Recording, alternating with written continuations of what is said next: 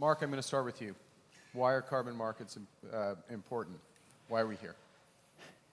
Our North Star has to be net neutrality. We need every tool that we can to get to net neutrality, and voluntary carbon markets can be one of those tools.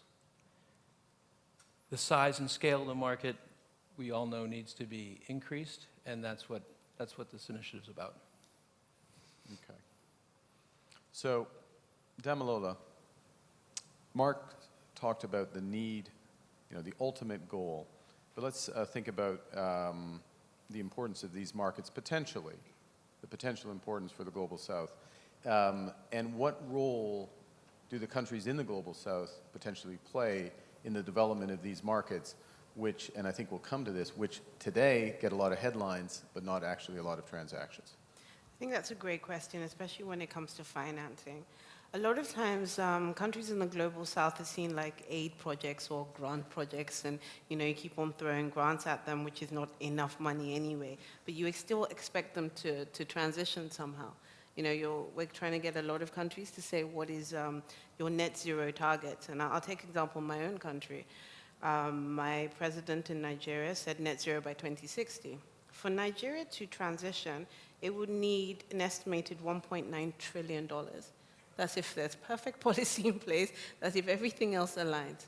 So this is a transformation of an entire economy. It's not just what powers your economy, it's what happens to your transport sector, what happens to water, what happens to the way you build buildings. It's everything, and sometimes people just don't understand the scope of what we're asking these countries to do. So you have that bill, out of that 1.9 trillion, possibly 400 billion is above business as usual spending. And that's because this is a big country as well. And then everyone says, oh, but we have 1 or 2 million of technical assistance to help you develop that. And then you kind of look and say, how is this going to happen? And that's why I'm so excited about voluntary carbon markets and the work Mark is doing, because there needs to be a way for Africans and people in the Global South to fund their own transition. They also don't want to be left behind. They understand the climate ambition. They are the victims to a lot of this climate disasters. Most of these people already have 20–30% of their budgets going on climate adaptation that they did not cause. So any tools that we can put on the table to allow them to fund this so they can live dignified lives is what we just have to do. And if I just come to the second part of the question and the role of the countries in the Global South. So let's take Nigeria in terms of its role in helping to develop these markets, and on what terms do you think countries want to see these markets develop? So firstly, like I was talking about the energy transition plans, you can't do that from my headquarters in New York at the UN. You have to do that with government. So we spent many months with the Ministry of Energy, Environment, Finance for them to have the buy-in. Then you need political support right from the top, because this has to be policy. This can't be, we would like carbon market today, and then government changes, and then no, it's not a carbon market, environment. And why it's important is because these government also has to understand that integrity of the carbon market and the carbon credit matters, but more importantly, they should be priced correctly. And you can only do that with government in the conversation, with different governments getting together and saying, no, I'm not going to take $1 or 50 cents. I'm going to have a floor of this amount. And that's why, we're taking kind of a regional approach. If you have enough governments to understand this.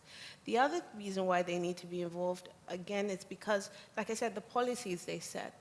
So in my country, the transition story is really diesel and petrol generating sets. It's not coal. And you can't stop these things from coming in. You don't know where they are, and they emit a lot. There are 25 million of those in my country, and on the continent of Africa, 100 million. You need governments to set the right policies to make renewable more attractive.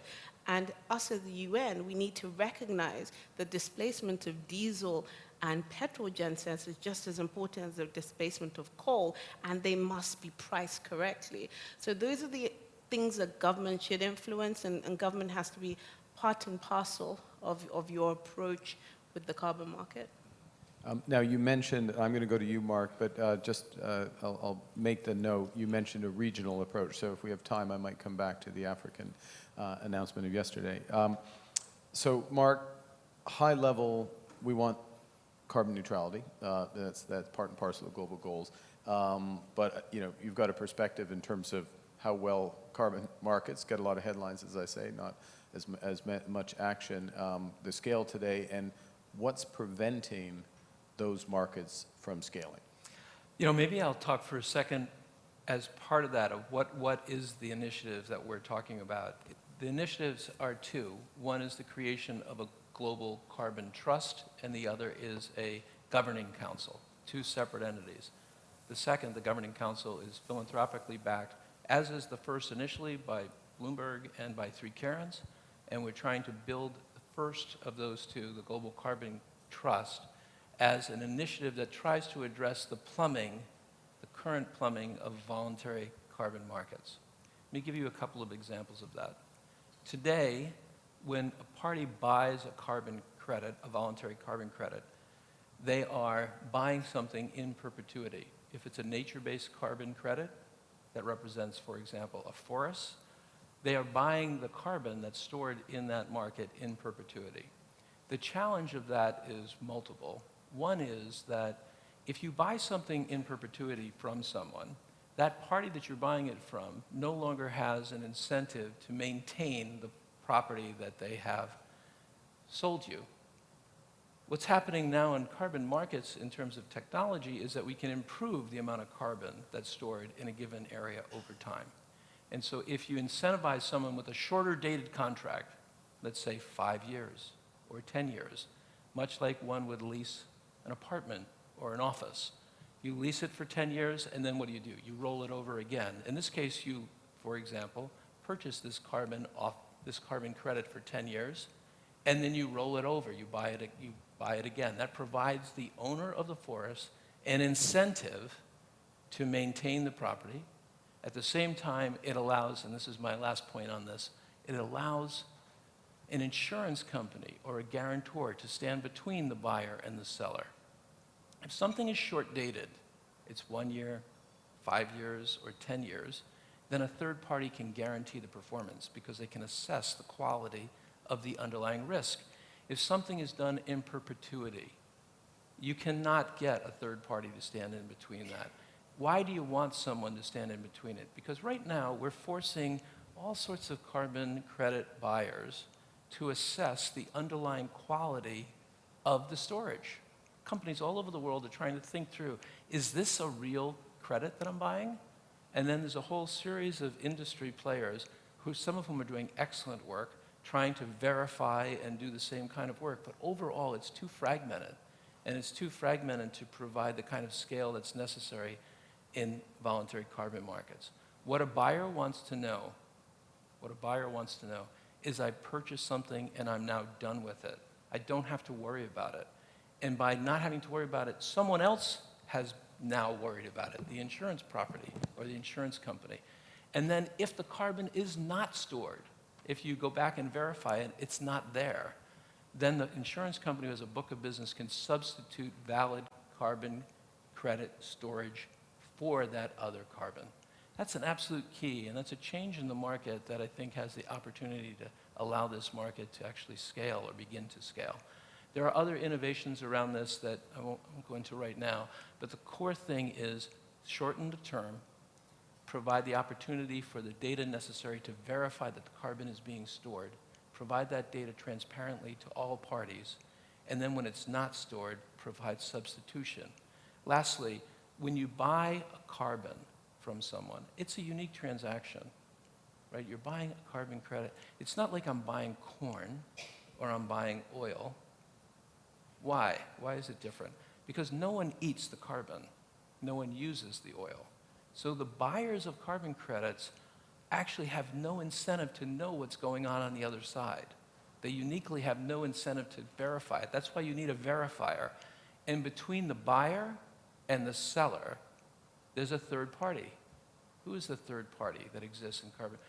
Planet Earth is the third party. Planet Earth civil society needs a seat at the table, and that's what a governing council is meant to be. It's to govern the rules of the road around this. This initiative that I'm describing is new. It needs to be done. We're trying to create work streams around each of the things I've just described, And we're open to talking to anyone who has a perspective on that, because we recognize we do not have the answers to this. We recognize what the problem is and the shifts that need to take place in the market. Okay. It's fascinating. It's a huge initiative for those who have, and there'd be reason if you haven't caught up to it, because it's really only just announced in the last 24 hours, the Global Carbon Trust. It's a way to potentially make the intention is to make a transaction carbon good, as you say, so the buyer knows that the carbon has been taken out, that it has insurance properties that ensure that if something goes wrong with the carbon, that it's replaced, so that once carbon starts to be removed, it continues to build on from that. And it provides potentially other benefits in terms of pricing of the added benefits of the transactions, whether it's biodiversity, just transition, et cetera, as you'd establish the market. So there's a lot more to be done with it. We only have 15 minutes, so we won't be able to catch One it all. thing, Mark, I want to mention. Yeah. When we had this idea, this really is not my brainchild. This is one of my colleagues at Cairns' brainchild, Steve Strongen. Steve, who has been working on fixing markets around the world for the last several decades, and I have been talking about carbon markets. When we took this out to a variety of partners, we took it to Mike Bloomberg, it really worked. It was like the market doesn't work. It doesn't work, and that's why we've teamed up with Bloomberg in this whole initiative. So let's talk about another situation where the market doesn't work, society doesn't work. Damilola, you frequently remind me, rightly so, and others, that we have 1 billion people on this planet that have no access to energy. And so provide some perspective of, is there a role here more broadly for carbon markets to address energy poverty? Absolutely. With the instruments like the Global Carbon Trust, it really brings to the integrity of the carbon market and allows money to flow to do more energy projects. I keep telling people, for many developing countries, energy transition is more energy. But for the first time in the world, we have the unique position to make it renewables. So we're not coming back into decades to transition out of that as well. That needs to be funded. Even clean cooking, I talked to Mark, like when you change a woman's cooking habits from fuel wood to e-cooking, you're not just, reducing 4 hours a day of her working, you are saving her life. There's at least 1 million women on my continent that die every year because they use fuel wood. This is an actual thing. So apart from thinking about planet, we're also thinking about people. And there's no way we can think of it. It has to be people-accelerated energy transition. So the more money we can flow from programs like the ones Mark is, and I'm in full support of it, by the way, to get it to people so they can have additional energy that's clean from the start, we just have to do that. There's no way you can live a dignified life without energy. It affects healthcare, affects job, affects everything around you. And, people like myself, being born Black African, you're already using such a low quantum of energy. There's about 81 gigawatts if you take away, Southern Africa for 1 billion people. Just think about that. So you're already like a 20-time disadvantage on anybody else. So it's just an unfair state. So anything to increase, and look at it as investment, an opportunity. This is one of the few places in the world that you would need more energy. That's more solar panels, that's more wind, more inverters, more batteries. And that's how we should think about this space, instead of just, we're going to do a school over here and a health center over there. We've got 1 billion people to get out of poverty. A critical point, and I would suggest as well, when people are looking at potentially scaling these markets, and additionality, elements of addressing energy poverty and just transition is a huge component of additionality. Something that looks sensible on a spreadsheet won't happen without these interconnections. Okay, we've got about 45 seconds, Mark, so I'm going to go straight to the word trust in Carbon Trust.